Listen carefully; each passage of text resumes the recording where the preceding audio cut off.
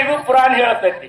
ಇವ್ರ ತಕ ಓಡಾಡ್ತೈತಿ, ಎಲ್ಲಾ ಕೆಲಸ ಮಾಡ್ತೈತಿ. ಮ್ಯಾಲ ಬಾ ತೆಳಗ್ ಬಾ ಎಲ್ಲ ಆಕೈತಿ. ಹೋದಂದ್ರ ಯಾರ ಮ್ಯಾಲ ಬಾ ಯಾರ ತೆಳಗ್ ಬಾ. ಭ್ರಮ ಜಗತ್ತು. ಜ್ಞಾನಿಗಳು ಗುರುಗಳು ಮಹಾತ್ಮರು ಯಾಕೆ ಬೇಕು? ಅದಕ್ಕೆ ಆಚಾರವೇ ಸ್ವರ್ಗ, ಅನಾಚಾರವೇ ನರಕ.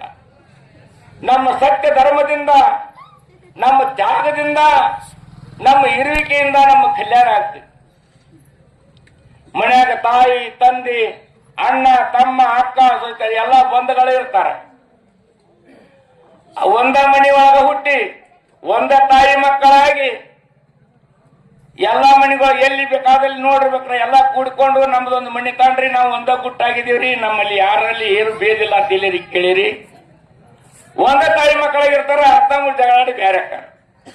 ಒಂದ ತಾಯಿ ಮಕ್ಕಳಿರ ಸೀಮೆ ಗರಿ ಕೊರತೆ ಅಂತ ಇದೆ ನಂದು ಇದು ನಂದು. ಯಾರು ನಂದು ನಿಂದು ಅಂದವ್ರಿಗೆ ಉಳಿದಾರ.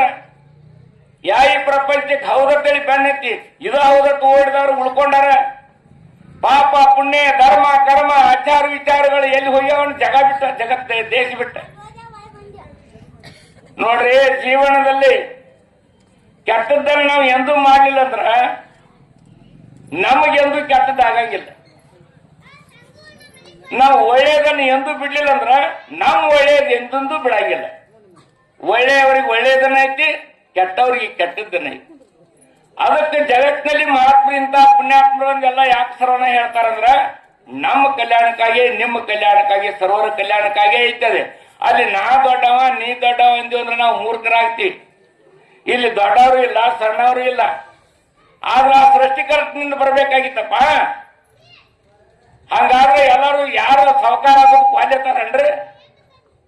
ಎಲ್ಲರೂ ಸಾವುಕಾರಾಗಿ ಇರ್ಬೇಕಂತಾರ.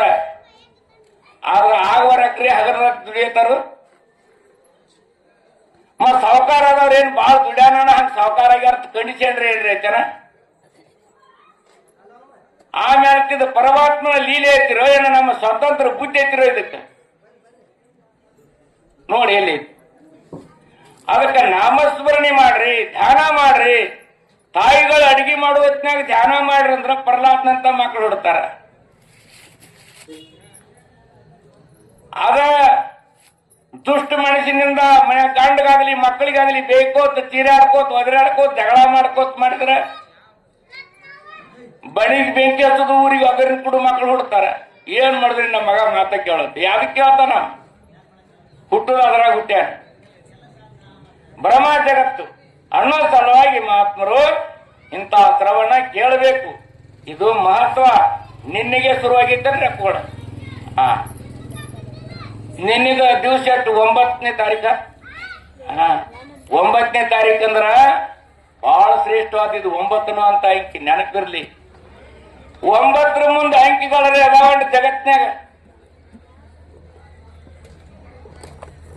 9ರ ಮುಂದೆ 10 ಬರಿಬೇಕಾದ್ರೆ ಮ್ಯಾಲಿಂದ ಒಂದು ಬರ್ಬೇಕಾಗತ್ತೆ, ಹೌದಲ್ರಿ? ಮ್ಯಾಲಿಂದ ಒಂದು ತೆಗೆದ್ರೆ ಏನ್ ಉಳಿತಲ್ಲಿ? 9 ಕರೆ 10 ಅಂಕಿ ಅನ್ನೋದಿಲ್ಲ, ಅಲ್ಲಿ 0ನೇ ಐತಿ. ಹಂಗಿ ಜಗತ್ನಲ್ಲಿ 9 ಕೋಟಿ ಕೋಟಿ ಗಟ್ಲೆ ತಿನ್ನ ಲೆಕ್ಕ ಮಾಡ. ಆದ್ರೆ 9 ಬಿಟ್ಟು ಹಚ್ಚ ಕಡೆ ನಿನಗೆ ಹೋಗಕ್ ಜಾಗಿಲ್ಲ. ಅದಕ್ಕೆ ನಿನ್ನೆ ಶುರು ಇದೆ. ಯಾಕಂತಂದ್ರೆ ಪ್ರಶಾಂತ ಗುರುಗಳು ಶುರು ಮಾಡ್ಯಾರ. ಇಲ್ಲಿ ಅವ್ರವ್ರ ಶಿಷ್ಯರು ಮಾತಾಡ್ಕೊಂಡೆಲ್ಲ ಎಷ್ಟು ಮಹತ್ವ ಐತಿ ನೋಡ್ರಿ. ಅದೇ ಶಿವರಾತ್ರಿಯ ಮಹತ್ವವನ್ನು ಅರಿದು ಜೀವನದೊಳಗ ಇಂಥ ಮಹತ್ವವನ್ನು ತಿಳಿಲಾಕಿ ಮನುಷ್ಯ ಜನ್ಮ ಬಂದೈತಿ. ಅವೆಲ್ಲ ಹಿಂದಿನ ಮಹಾತ್ಮರು ಸುಮ್ಕ ಬರ್ದಿಲ್ಲ. ದಾಸರು ಒಂದು ಪದ್ಯವನ್ನು ಬರೀತಾರೆ.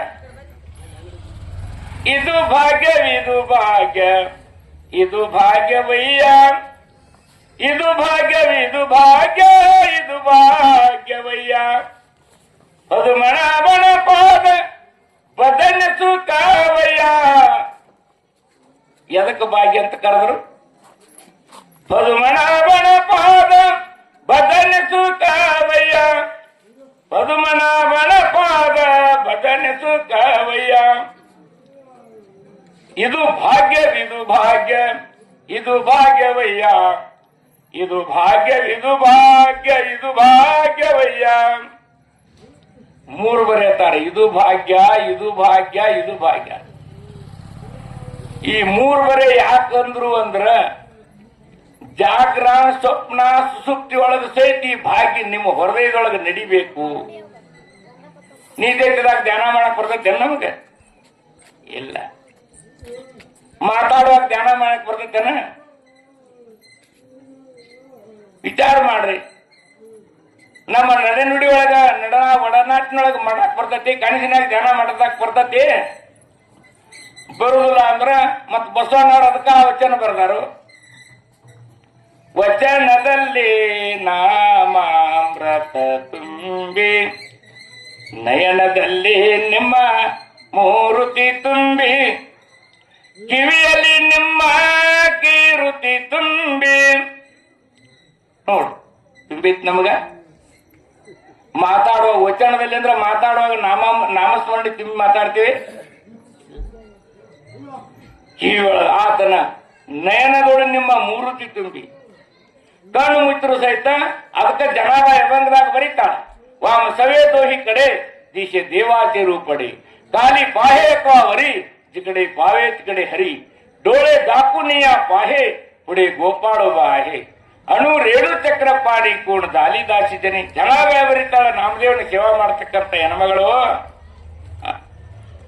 ಎಡವಲಕ್ಕೆ ನೋಡ್ರ ಪರಮಾತ್ಮ ನಿತ್ತ ಬಿಟ್ಟನ, ಬೇರೆ ಯಾರು ಕಾಣಂಗಿಲ್ಲ, ತಕ್ಕಿ ಅವನ ಕಾಣಿಸ್ತಾನ. ಡೋಳೆ ದಾಕುನ್ಯ ಕಣ್ಣು ಮುಚ್ಚರು ಮುಂದೆ ನಿಂತಾನ, ಕಣ್ಣು ಮುಚ್ಚರು ಅವ ನಿಂತಾಗ ಕಾಣಿಸ್ತೈತೆ. ನಮ್ಗೆ ಕಾಣಿಸ್ತೈತೆ ಅಂದ್ರೆ ವಿಚಾರ ಮಾಡಿ.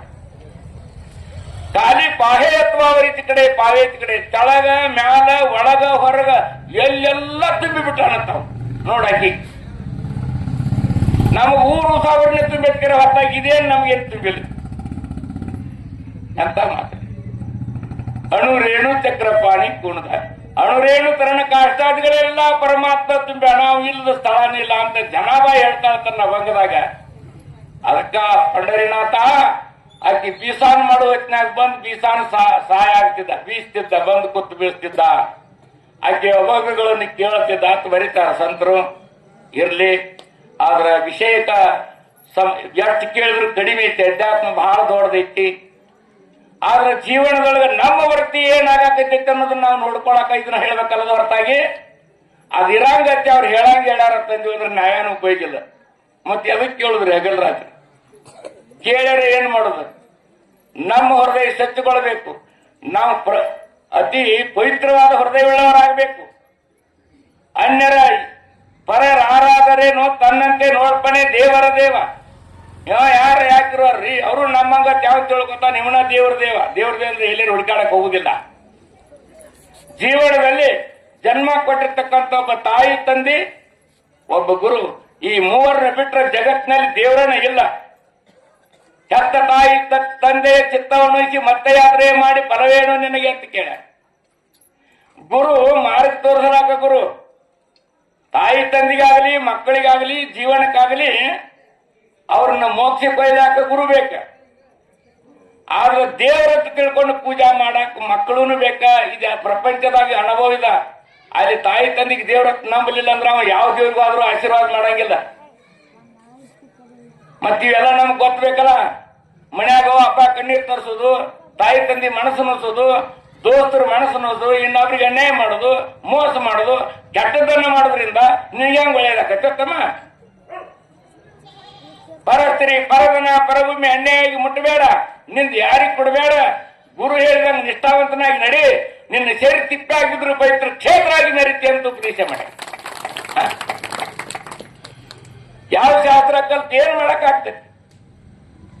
ಅದಕ್ಕ ಸಮಯ ಕಣಸಾರ ಕಾರ್ಯ ಮಾಡೋಣ. ನಮ್ಮ ಪ್ರಶಾಂತ ಮಾರಾದ್ರು ಮಾತಾಡೋರದಾರ. ಸುಮ್ಮನೆ ನಾ ಒಂದಿಷ್ಟು ಯಾಕಂದ್ರ ತಾವೆಲ್ಲ ಪುಣ್ಯಾತ್ಮರು ಈ ಶಿವರಾತ್ರಿಯ ಕಾರ್ಯಕ್ರಮ ಬಹಳ ಅದ್ಭುತ ಐತಿ. ಅದಕ್ಕೆ 3 ಸಮಯಗಳನ್ನು ಇಟ್ಟಾರಲ್ಲ.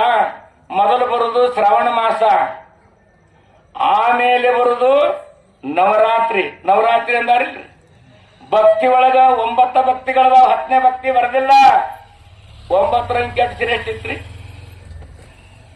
10ನೇ ಭಕ್ತಿ ಇಲ್ಲ, 9 ಅದಾವ. 9 ಭಕ್ತಿನ ಆದ್ಮೇಲೆ ಆದ್ರ ಕಡೆಗೆ ನಮಗ ಶ್ರಾವಣ ಮಾಸದಾಗೂ ಸೌಡು ಸಿಗ್ಲಿಲ್ಲ, ಕೇಳಕ್ಕೂ ಸೌಡು ಸಿಗ್ಲಿಲ್ಲ. ಶ್ರವಣ ಅಂದ್ರೆ ಕೇಳುದು, ಮತ್ತೇನು ಬೇರೆ ಏನೂ ಅಲ್ಲ. ಅವಾಗೂ ನಮಗೆ ಸೌಡ್ ಸಿಗಲಿಲ್ಲ. ನವರಾತ್ರಿ ಒಳಗೆ 9 ದಿನ ಮಹಾತ್ಮರು ಮಾಡಂದಾರ, ಸಾಧನ ಧ್ಯಾನ ಮಾಡಂದಾರ, ನವರಾತ್ರಿ ಮಾಡಂದಾರ. ಅವಾಗೂ ನಮಗೆ ಸಮಯ ಸಿಗಲಿಲ್ಲ. ಕಡಿಗೆ ವರ್ಷದಾಗ 1 ದಿನಾರೇ ಮಾಡ್ರತೇಳಿ ಶಿವರಾತ್ರಿ ಇಟ್ಟಾರ.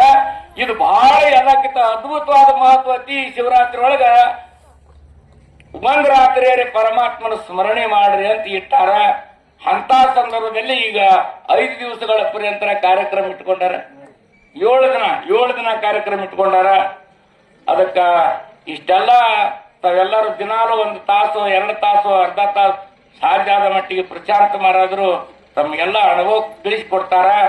ಆದ್ರ ಮಹತ್ವ ವಿಷಯ ಏನಂತಂದ್ರೆ ಇದನ್ನೆಲ್ಲ ದಿನಾಲು ಅವರ ಶ್ರವಣ ಕೇಳಿ ನಾವು ನೀತಿವಂತರಾಗೋಣ, ನಡೆ ಉಳ್ಳವರಾಗೋಣ, ಕೆಟ್ಟ ದುರ್ಗುಣಗಳಿಂದ ದೂರ ಆಗೋಣ, ಪವಿತ್ರವಾದ ವಿಚಾರಗಳನ್ನೆಲ್ಲ ತಲೆಯಾಗಿಟ್ಕೊಳ್ಳೋಣ.